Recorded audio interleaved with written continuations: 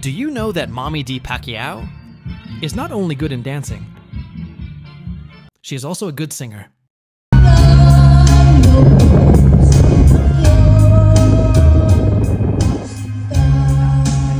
She is even physically active.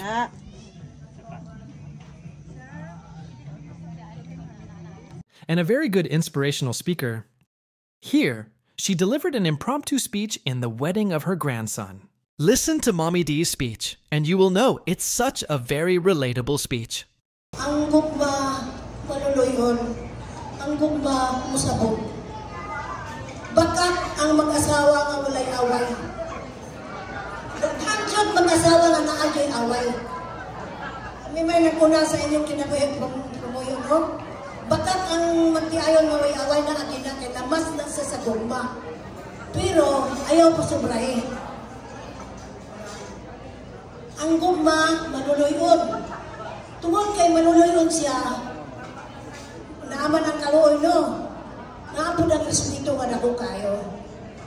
Muna nga, di man dyan kalikayan, ang isang-isa may nga, diin makadugay maka, kinahanglan mo sabot o sa ipasabot o sa katarungan niya nga nundugay. That's for today. Bye-bye.